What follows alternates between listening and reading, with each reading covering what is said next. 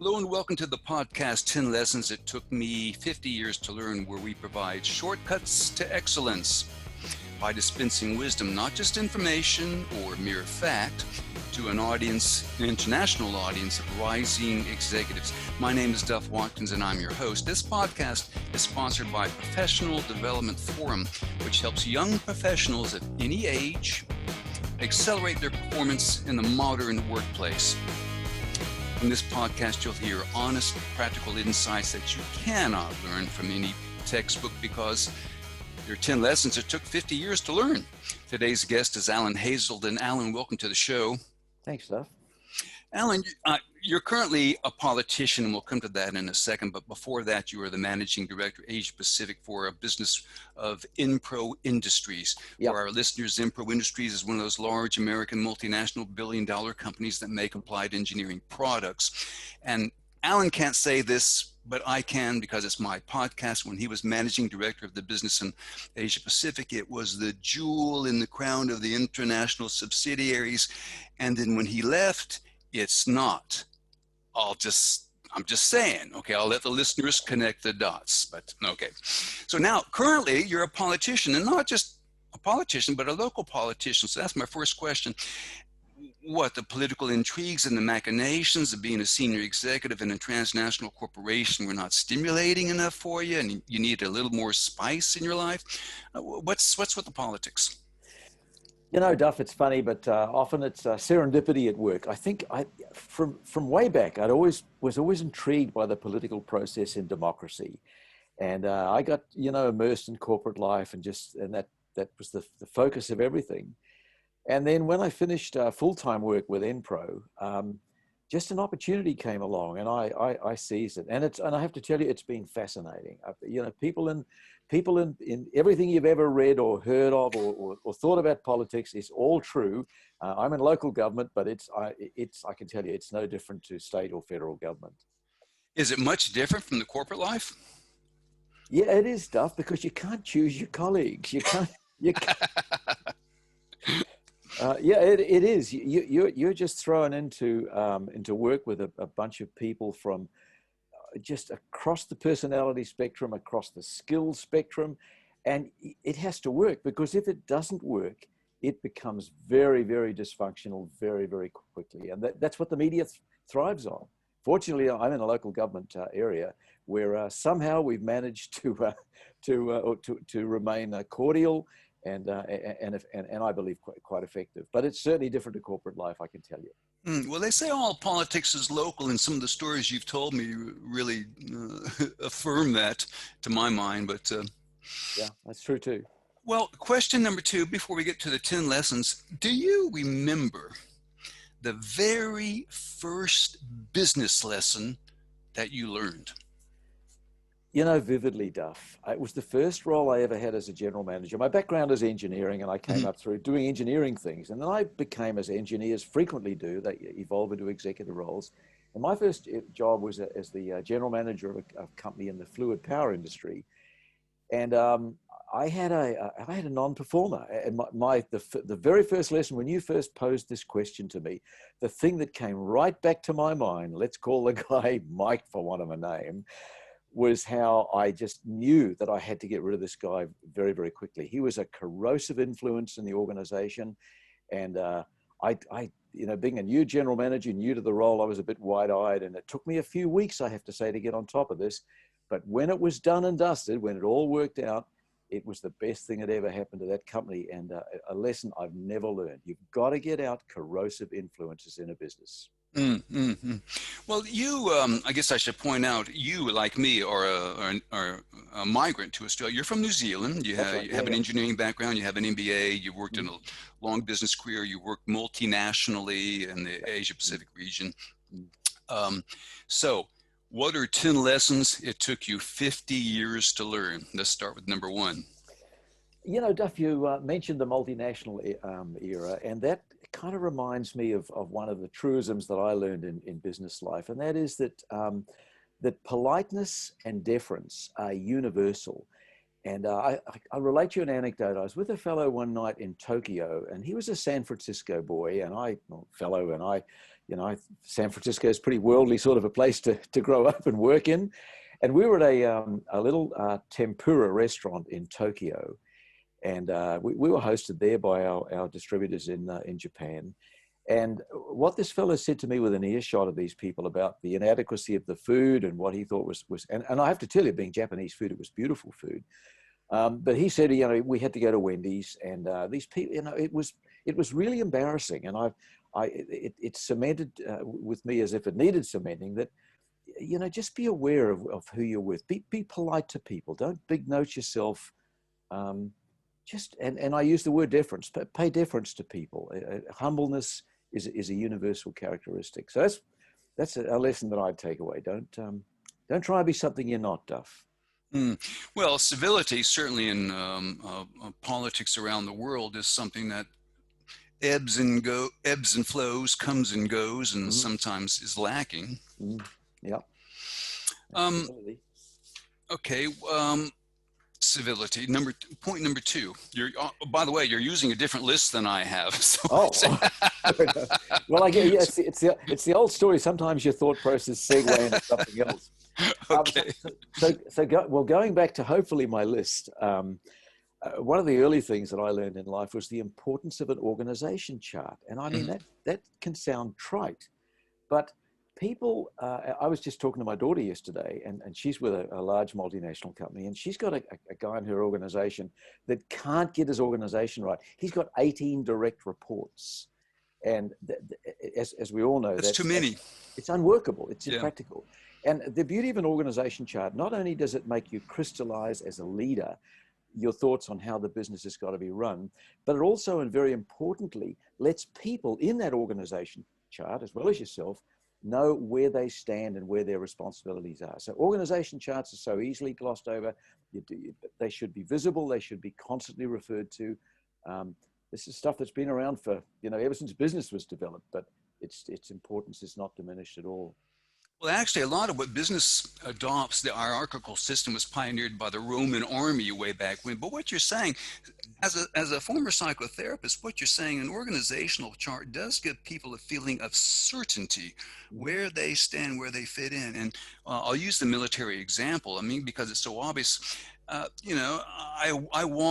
We're walking, I meet you, and I very quickly see how many stripes you have. Do you have more than me? Then I have to salute first. If not, and that's the way the military functions on the deference and is designed in. And it doesn't mean I can't give you some robust feedback in a proper way, but there is a protocol to it, and the protocol makes everything smooth and efficient. Yeah. Duff, another thing that I learned fairly early in the piece, and it was reinforced to me throughout my business career, is don't wait for your boss to ask you to do something. Take an initiative, and I'll give you a recent example of that. Somebody asked a colleague of mine to cut a significant amount of cost out of the business. And he anguished about this because ultimately it did involve some people as well as other things.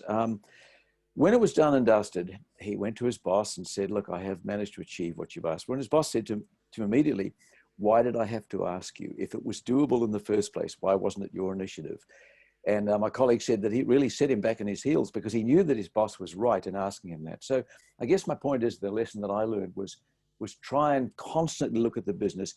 It can go under many guises. It can be called lean, for example. We used to call it, I've forgotten the term we used in NPRO, but it was this continuous improvement, all those things. But as a leader, take the initiative. Don't accept the status quo. And Duff, that again leads me into one of the other very important Can I just stop you there? Because that's gold. I mean, that is absolute freaking gold. And I want to, you send it to me in an email. The way you phrased, I'm going to quote you. Try to preempt what your boss would ask you to do. I've already used that twice with two of my clients in performance coaching. Try to preempt what the boss will ask you to do. And that's the way you learn to think like a manager or a boss or the company or whatever. Don't wait to be asked, begged, told. You know, it reminds me of, you're telling that reminds me of a story Ricardo Simler tells in his company in Brazil, Simco. It's a another big international. One of the supervisors on the loading dock was falling apart. It was just age. And one of the supervisors kept going by, and he would look at it, and he would look at the loading dock manager, and he would just shake his head. And then finally, the manager comes to him and says, I think we ought to repair the loading dock. And the supervisor says, what took you so long? And the manager says, well, what do you want me to do? And the supervisor said, well, what would you do? And he said, I would get 3 quotations and go with the one I felt best. And so the guy does that. And the supervisor says, about time, you know, and that's what. Okay, let me ask you, so why do you think people are hesitant to assume this level of responsibility? Duff, that's a really loaded question. You know, there are not many people that really thrive on initiative. A lot of people, let's use the pejorative term sheep. A lot of people just like to just hunker down and keep a low profile and earn a good living and be good family members and good citizens, but they don't really want to do anything. And that's the importance of finding good people. It's good people that have the initiative, and they're not everywhere. Not everybody is the sort of person that would look at the loading dock in that same way. Most people would just walk past that day on day on day. Yeah, well, I think a large, well, first of all, what I always say is most people not good enough to be promoted, not bad enough to be fired, just in the middle. But if you're a good manager and you set up a good climate, you actually inculcate that initiative and people start expressing, because, you know, basically a lot of us have learned the hard way to open your mouth, get your head shot off, or kicked in or something. Anyway, so, but that is management goal. Try to preempt what your boss would ask you to do. I think when your boss does ask you something, don't just present data. You know, we all love Excel and we all love spreadsheets and we all love collecting data, but don't just present data without a firm conclusion and ideally a recommendation. There's nothing worse than being presented with something and the guy just stands there mutely asking for you to absorb it, and then you've got to, you know, draw the conclusion. It's much better if you draw the conclusion from that data that you've collected. This is more gold. We must stop here. This is another one that I've quoted twice already since you sent me the list. Do not come to me with, don't come to me, says a manager, with a problem. Come to me with a solution. And as you said, don't give me data without a conclusion and a recommendation. Now, you don't remember this, but I did this to you one time. This is probably decades ago. I phoned you. I heard some information. I thought it was hot information, keen market insight. So I called you up and gave this information to you. And then you said, Duff, what am I going to do with that? And then I realized, just like that, I was dealing in gossip. I was dealing in unsubstantiated rumor. And then haven't done it since either, have I, by the way? No. But it is so common. It is so common. And that reminds me of a story, another story by Ricardo Simler in his company, Simco.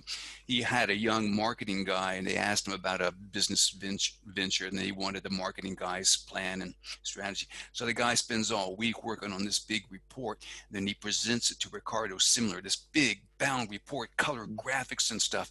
Simler says, this is it? And the guy said, yeah, you know, he's a young guy, young marketing guy. Simler opens it, looks at the conclusion on the front page, and he said, you think we should do it? The guy said, yes, that's my recommendation. Simler takes the report, walks over to the shredder, like that. The young guy is aghast, and Simler says, that's all I needed to know. Just your conclusion, your recommendation. There you go. Never again did the young guy present him with a big, thick marketing report. So that is market. That is business goal. That is wisdom right there. Don't come to your bosses, your superiors, without a conclusion and a recommendation, because that's what they need. So here's another one, Duff. Going back once again a long, long time ago, I read a book by a fellow called Theodore Levitt, and it was called Marketing Myopia. And the examples he was using in those days were I think it was the American railways, how that they needed to recognize that fundamentally they weren't a rail business, they were a transportation. They were moving people business, but regardless of what that particular example was. We get very complacent in our working environment. I've seen this so often in industry. I mean, for example, in the fluid power industry, which I'm still involved with, there's an emerging technological trend where DC controlled variable speed motors are becoming more and more compact and having more and more power capacity. And that's a threat to some parts of the fluid power industry. Don't just ignore this. Keep watch out. Watch what's happening. Look at, I mean, the classic global example, one of them is Kodak, that ignored the digital photography revolution. So as a leader, you've got to go to work each day. You've got to go to bed each night thinking about what's going to come down the tunnel at me and hit me for six.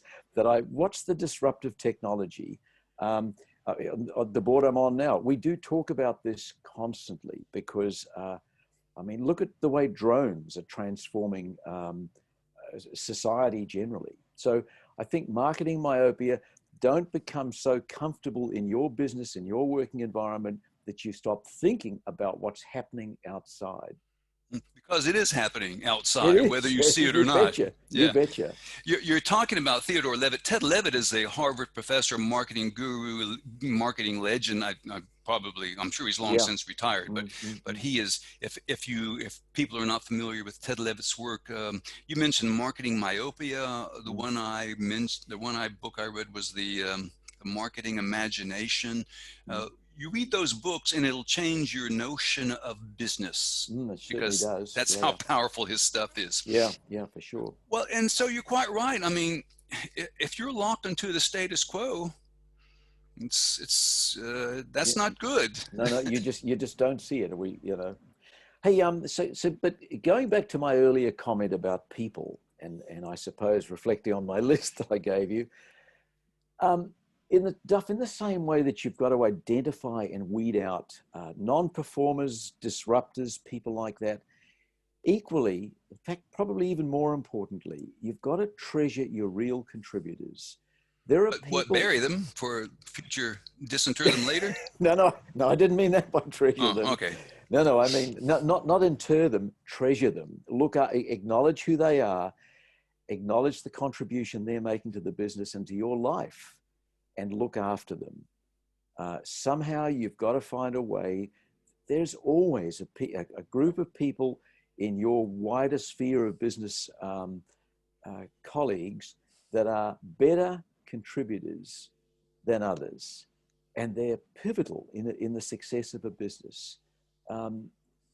You look a little puzzled, and I'm surprised because I thought it would have been self-evident. And I'm going to combine two observations you made. Okay, you talk about removing the bad actors in your company, but what's a bad actor? Let's say you come in as a new boss or a young boss or both, and you see these people, and you feel they're corrosive influences on the business. But how do you know? How do you find out if you don't know?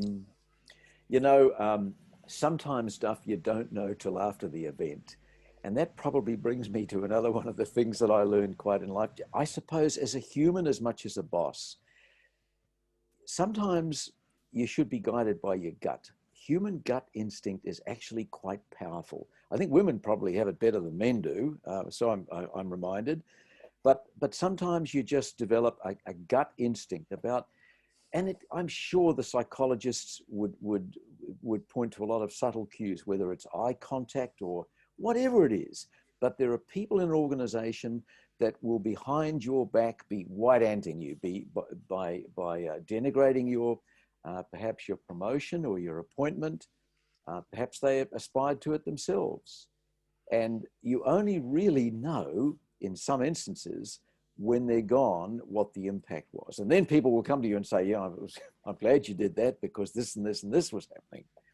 So, That's the only point that I largely disagree with, by the way, about mm, relying upon your gut.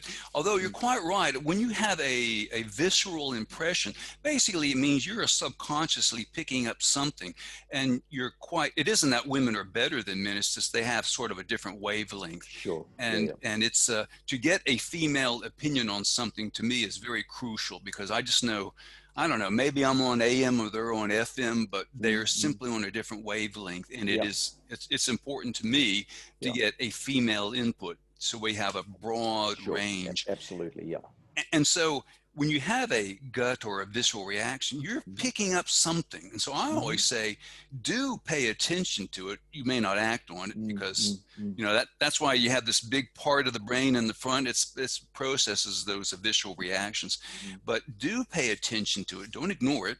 mm, Um, do consider it fully, and then that'll lead you to your next step. yeah, yeah. But I do have to agree with you. I was in a company one time, and I basically managed out a guy through pressure, I guess, Mm, and he was like considered to be the largest contributor in the group.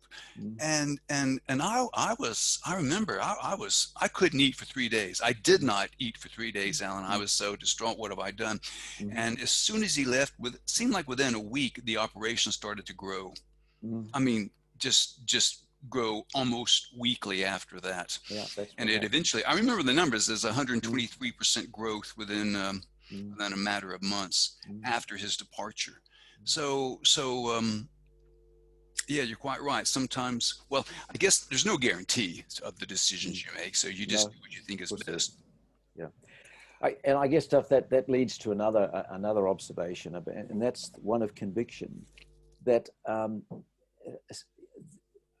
a good leader needs to have the ability um, to be firm about a carefully considered proposition. Because oftentimes a recommendation to up the organization chart is not greeted favorably. But if you've thought about it and considered it and looked at the data and considered all the ramifications of it, it's important to stand by your convictions, at least until you're proved wrong. But convictions, I think, is an important thing. And I guess it leads into the earlier point as well about seizing the initiative and not waiting for your boss to ask for it. It's all part of that same persuasive approach to organizations. Can you give me an example of that? I mean, because stand by your convictions. Yeah, okay, that makes sense, I guess. But can you give me like a real life high cost example of that? I guess innately I've always been a person of reasonable conviction, so I can't think of anything that immediately comes to mind. I suppose quite some years ago, the parent company was undergoing, that I worked for at the time, was undergoing some external challenges. And the cry went out, as it always does in corporate life, to let's cut some cost out of the business. The Australian business was doing extremely well at the time. And we didn't have a whole suite of surplus people or surplus activities. We'd carefully looked over the years at the various activities we were doing. And it was a well-run, all the dead wood had gone. It was a good business, and there was no value in taking anything out of it.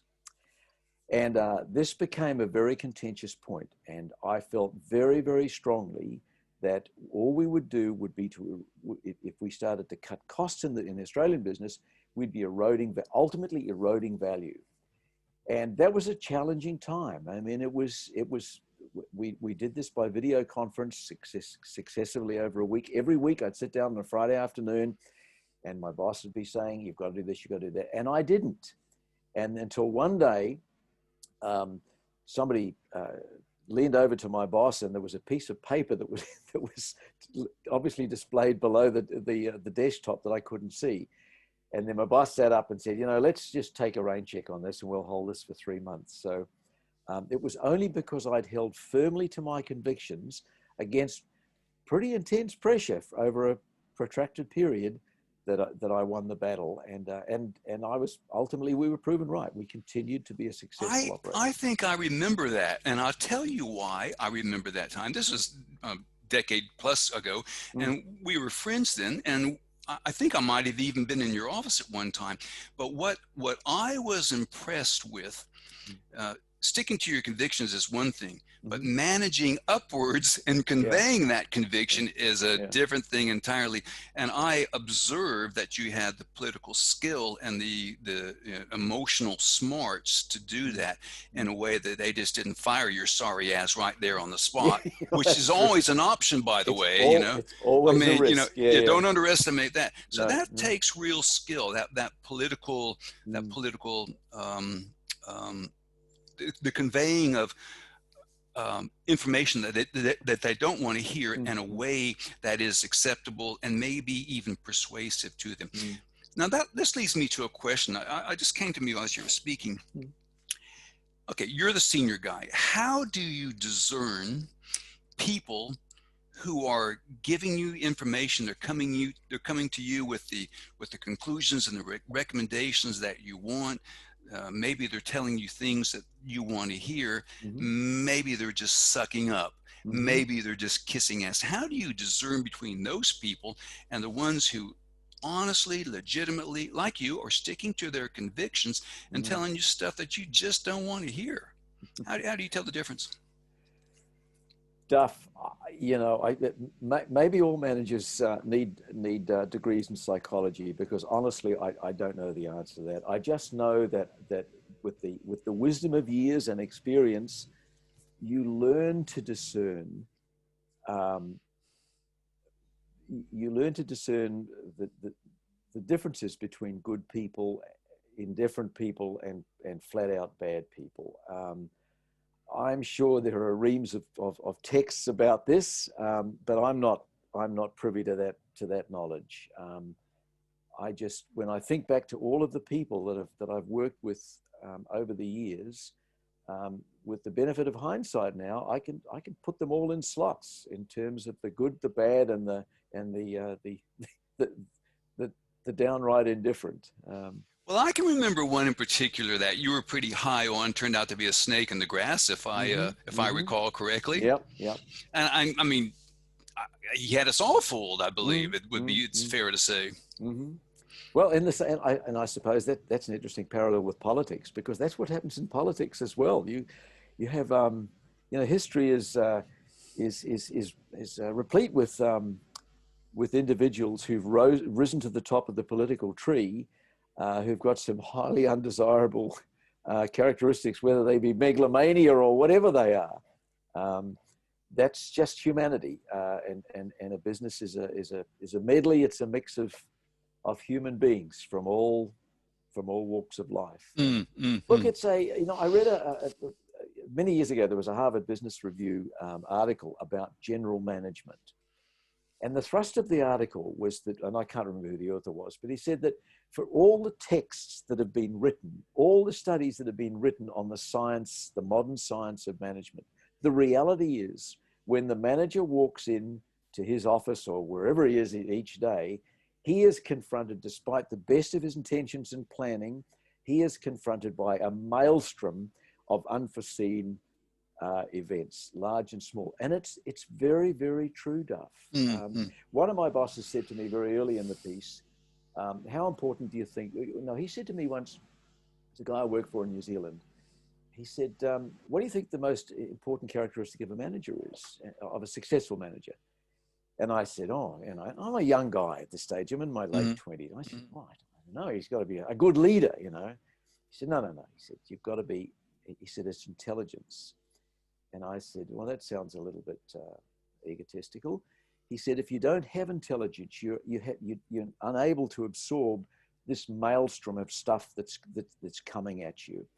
And I again, with the benefit of the wisdom of years, I think back to the successful people that I've worked with, and they have all been smart people. I don't know whether that's, and I think that's why cognitive testing is that there's so much importance placed on cognitive testing at senior levels, because people have got to be smart, because the world that they inhabit inside their organization and outside their organization is very, very complex and unpredictable. Well, there's no substitute for intelligence, and there's different forms of intelligence. One that is very useful. I mean, I've seen some people who, frankly, I didn't think were that bright, but they had a social intelligence, that emotional competence, the ability to get along with people, to elicit the best from them, and that never goes astray. No, I mean, it doesn't. they might not know algebra, but they know people, you know. Yep. Well, many a good organization's been built on the success of its salespeople, and salespeople need to have high emotional quotients, and there's, as well as all the other characteristics, but you need them. A couple of other points that I want to come to, because on your list that you sent me is, you said, don't assume that everyone is honest. Now, Alan, can I just say, so much cynicism in one so young, such as you, it's just very disconcerting. What did you mean by that? Duff, at more than a couple of times in my life, in a work situation, I've been astounded to find out what people have been up to. And look, the business media, I mean, once a year or so in Sydney, there's a real biggie. There's somebody that's done 5 million or even better. And I've not been exposed to that sort of thing, but it's the same thought process. How on earth did that ever happen? Where was the governance? Where was the oversight? Yeah. How did that happen? And unfortunately, people that I've admired, that I've trusted, respected, have been found to be doing things that they shouldn't. Yeah. And it's I guess it's another one of these unfortunate characteristics of humanity. Yeah, it's like you, I've been astonished at some revelations. I mean, whether it's like the church treasurer absconding with $1 million worth over 20 years, or stories as small as that, and you think, my gosh, I know. Exactly. What a species! What a species! Yeah, but that's folks, as they would say.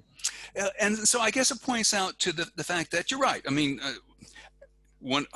I'm quoting my mother. She says some people just can't help themselves, and I think maybe it just comes down to that. But so you mentioned in the business world, that's why you have boards of directors. That's why you have compliance. That's why you have regulations. That's why we have laws. Yeah, because exactly. It allows people to be their best, living in a society.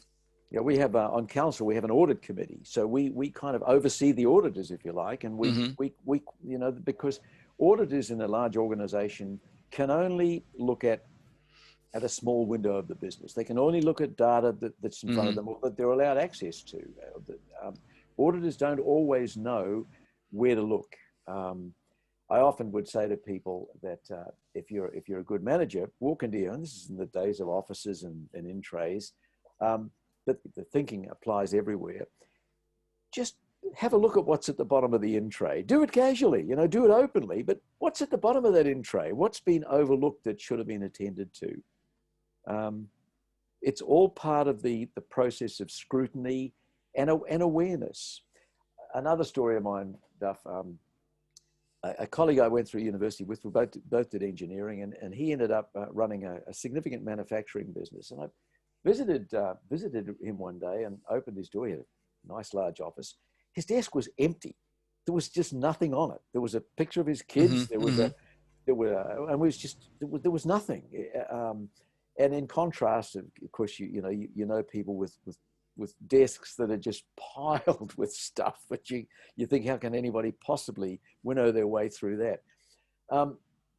And I said to my colleague, I'm surprised, you don't seem to be terribly busy. This must be a great job. He said, yeah, everything's just delegated. But about 2 years later, that business was closed down.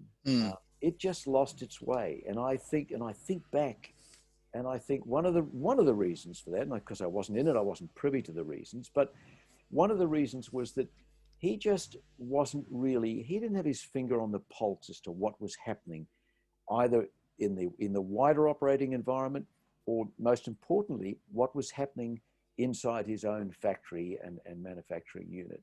I don't think he knew what was going on. Mm-hmm. And a manager needs to know, they need to understand what's going on in the business, maybe not to the detail of, I Yeah, mean, that's why you have experts and stuff. But sure. I think I told you, if I didn't, I'll tell you now, you used to be accused of micromanaging. Yeah, And I yeah, would say to people, I'd say, yeah, yeah, maybe, but he yeah. understands the business.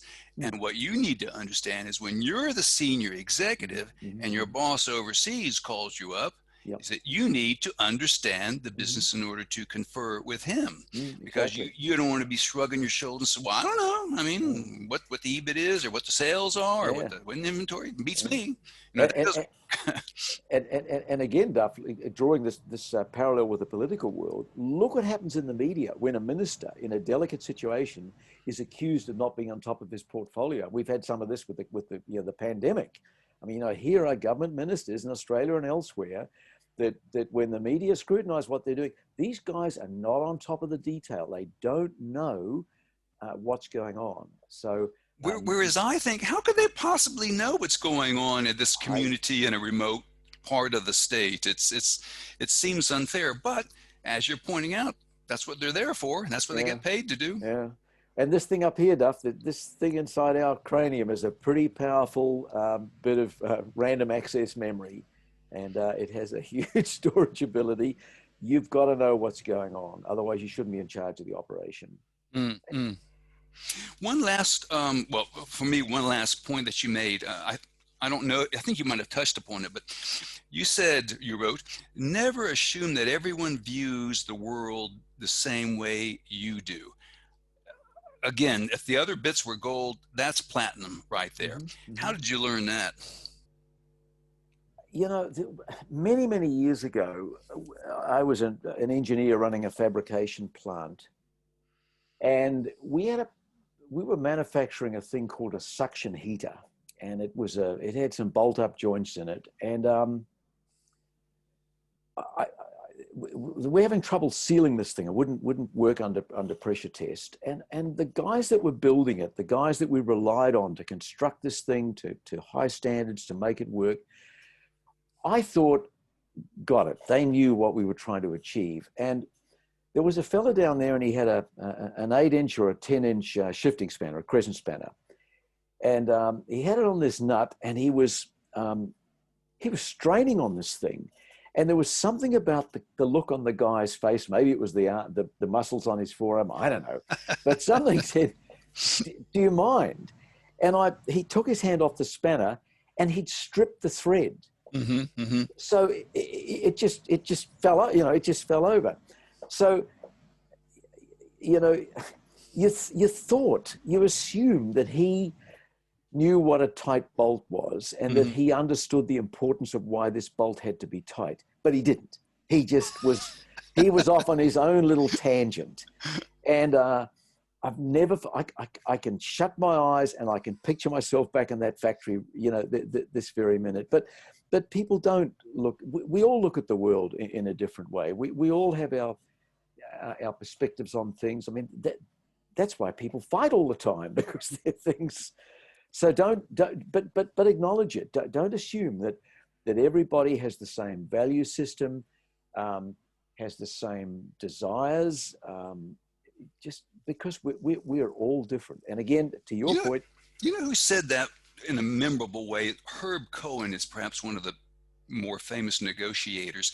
He was a cult. He's passed away now, but he's a cult figure for negotiating teams with police and rescue and around the world. He's also one of the funniest human beings I ever met, and he's got 2 books out, both of which I recommend. But he said, every person is a foreign country. Mm-hmm. And it's That's true. Good point. Yeah, you bet. I mean, and if you don't believe that, and if you're listening to us, then wait till you get married, and then you'll very rapidly discover how it's. Yeah. But the way that I like to say it is, America, Australia, New Zealand, Singapore, India, United Kingdom, they're all English-speaking countries. Yep. Very Yep. large-speaking. Let me Hmm. assure you, they Hmm. see the world very differently than Hmm. you do. Of They course, yeah. experience the world Hmm. very differently Hmm. than you do. Hmm. And that's a good thing. That's the bit Yeah. that took me a long time to learn. It's a good thing. Yeah, yeah. I was at a function on Sunday afternoon. I was sitting next to a guy who was born in mainland China during the time of the Cultural Revolution. So that puts a few years on him. And he and his family fled to Hong Kong, and he's been in Australia for 30 years, more than 30 years. But his perspective on what's happening in the South China Sea in Hong Kong today is quite different to mine. And it surprised me, given the fact that he lived here for so long. Hmm. It surprised me. So again, all of us look at things from our own prism, from our own upbringing, our own experiences, and it's important. We don't know how everybody else is thinking, um, but it's important to acknowledge the fact that they likely are thinking quite differently to what you do on a particular issue. Hmm. Hmm. So that's my kind of thing. Hmm. Somebody once said to me, Duff, too, in the sales function, which is really important, and you've discussed this a little earlier on our discussion. Um, a salesperson, as much as anything else, and they need intelligence and they need charisma, they also need to be a chameleon. And the first time I ever heard that term, chameleons change color, and I thought it was a very, very good analogy, because it means that to work with this diversity of humanity, to be able to empathize with people, to be able to form relationships with people, you've got to have a flexible persona, some flexibility in the way you, whether it's talk to people, relate to people, write to people. You need that flexibility, and that comes from acknowledging that not everybody's the same as you. And there is supportive evidence of that, which I put in my LinkedIn updates about how, and that's what Mm-hmm. they're called. They're called chameleons. They do better. They succeed more. They go Yeah, higher, faster, yeah, further than sure. people who Mm-hmm. are rigid, Rigid. monochromatic, Mm-hmm. one-dimensional. I Mm-hmm. always say, and this is just based on my experience of psychotherapy, and all you have to do is look around. Mm-hmm. Rigidity is Mm-hmm. the kiss of death. You're going Mm-hmm. nowhere Mm-hmm. except into a pine box Yeah, if you're yeah, overly rigid yeah. in your position. I think that's a very good point. Mm. Yeah. Duff, can I add something else in here? Just Please. I'm sure that a lot of your watchers and listeners would be aware of Eric Cartman of South Park. You're frowning. Maybe you're not a South I, Park fan. no, I'm afraid I've not made his acquaintance. South Uh, Park is a comedic television. yeah. Is it still on? Oh, yes, it is. Yeah, yeah, Okay. yeah. Highly offensive to some, very, very satirical. But Eric Cartman is a obnoxious little character in South Park. And there was an early episode of his where he was on about goals. He said, you can reach your goals. And it was in a silly, ridiculous, satirical context. But I think that's important. When I think back to my working career over 40, 50 years, I've had a lot of setbacks. There are lots of roles where you think you are absolutely, from your perspective, you think this is just a marriage made in heaven. This is going to work. And then you get knocked back. And you can, and we all get knocked back lots of times. But it is true that you've got to get up. You've got to believe in your own abilities, your own convictions, and you just keep going until suddenly you find yourself in the position that really is right, that not only you imagine was right, but in fact is right for you. So I think it's important. Goal setting is Resilience important. resilience is crucial, and I think what you're illustrating is what I've learned time and time again. It's Yeah, not up to yeah, you. yeah, You for may you. think it's a wonderful match, but it's Yeah, not up to you no. entirely. Mm-hmm, Whether mm-hmm, you're proposing to win a job, or mm-hmm, submitting a tender, or mm-hmm, applying for a job, or mm-hmm. running for office, it's not up to you No, exclusively, no, and so exactly. That's right. your Yeah, yeah, opinion counts, but it yeah. doesn't count for everything. No, for sure. Yeah, for sure. Okay, well, anything else, Alan, before we No, conclude? I think we've done our list stuff. I'm sorry I jumped around a little, but it was I'm you know, adaptable. but Rigidity is the kiss of well, death. Did I mention that? you did it, and you certainly are. But what happens, of course, is when you start a discussion, one thing a train of thought starts to evolve into something else. And look, this has been fascinating because it has prompted me to reflect on from the time I first joined the workforce as a wide-eyed student to the present time. And boy, what a journey life is. It's not over yet. No, well, hopefully it's not. Well, we'll finish here today. You've been listening to the International Podcast of 10 Lessons It Took Me 50 Years to Learn. Today's podcast is produced by Robert Hossery and Jeff Wang and is sponsored by the Professional Development Forum. PDF provides webinars, social media discussions, podcasts, parties, and it's all for free. You can find out about them online, professionaldevelopmentforum.org. Did I mention that it's free? Free is good. Thank you for joining us today. Please join us for our next episode of 10 Lessons It Took Me 50 Years to Learn, Shortcuts to Excellence for the Next Generation of Leaders.